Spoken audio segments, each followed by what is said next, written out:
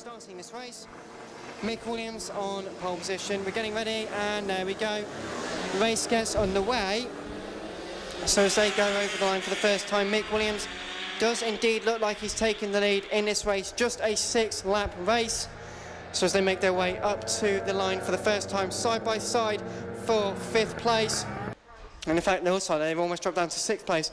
So as they make their way up towards turn number 6 for the first time, everyone makes it through cleanly. And these are a great spectacle as they are currently making their way through turns 7 and 8. Going to be a long old corner for them, and turn 8 as well, but what a fantastic spectacle these things are. It does look like Mick Williams is in the lead of the race. Find out for sure in just a few moments' time as they go down the back straight through the left-hander and the boot, the right-handed hairpin, really kissing the apex here on the left-hander. Wonderful to see them running over the curbing. But as they come over the line for the first time, oh, a massive slide on there for Mick Williams. He does manage to contain it though, so he does take the lead in the race. Danny Stainer in 17th, ahead of Mick Lee in 3rd. Paul Porter Sr. is in 4th, with Adrian Ems and Ben Brunt making their way ahead of Mark Palmer for 5th and 6th. Mark Parker there down in 7th, 8th for Simon Ibbotson.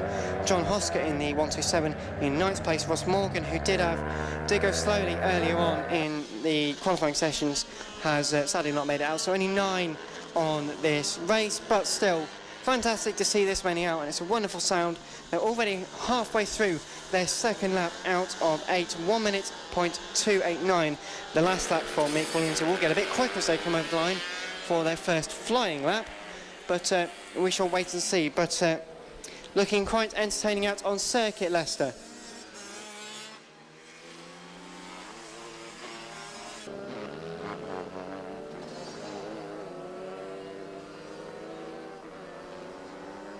Okay, so just some more interesting information is Lester Fort has managed to figure out how to leave the little box he's based in downstairs, and is going for a bit of a wander. So we've got, coming into turn number 1, a decent and quite close battle between Adrian Ems and Ben Brunt side by side. Ben Brunt in the 200 going on the right hand side, I believe, up the inside coming into Christmas corner, should take the position away. So I think as Leicester goes for a bit of a hunt to go and find some riders to go and interview. Do let me know when you have found someone, Leicester, but for the meantime we'll continue with the coverage here for the Mini F1 Sidecars race. Coming through the last couple of corners is Mick Williams, who's had a fantastic run of it throughout the entirety of the season. This really, I mean, there's a flag being prepared, I think, for someone over the line now though. Mick Williams, 58.4, 58.1 is his fastest lap. Danny Stainer and Mick Lee 3rd, 2nd and 3rd. Paul Porter Sr. is 4th.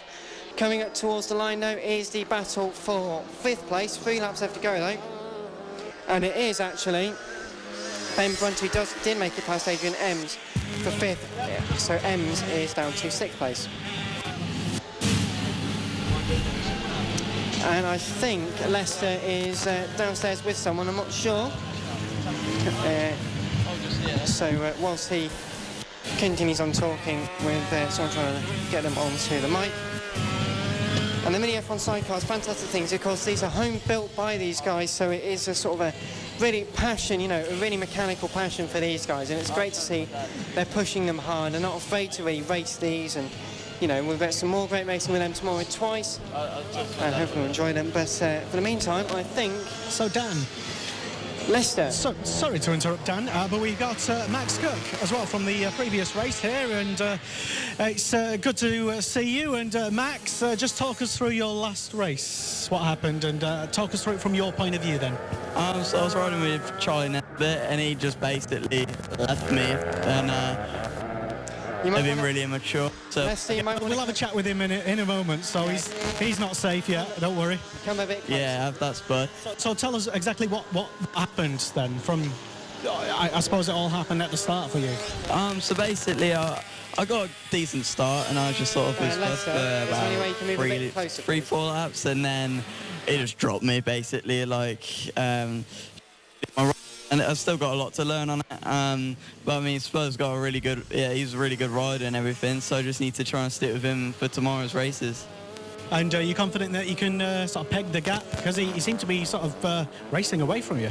I know it's quite sad, but I mean, I'd like to be with him tomorrow so we can just have a good race. I mean, it's all fun at the end of the day. Certainly is, and like you say, you've got 2 more races tomorrow, and be fantastic to see exactly what will happen.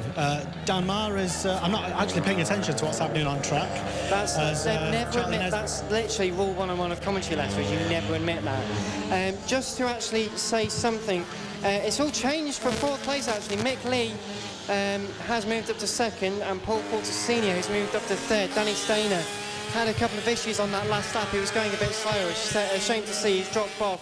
He was in 2nd place, but has now dropped down into 4th. But on the final lap, Mick Williams has only got a couple of corners left to go. In fact, he's through the boot for the final time. Just the pit corner to go. And as he comes up towards the line, a great victory there for Mick Williams and his passenger as well. So as they come over the line, 44 into 2nd place, Mick Lee 144 in 2nd place, with Paul Porter Senior in 3rd place. Danny Stainer due over the line in a moment to take 4th place in a, sadly, doesn't sound very healthy, a number 17 vehicle.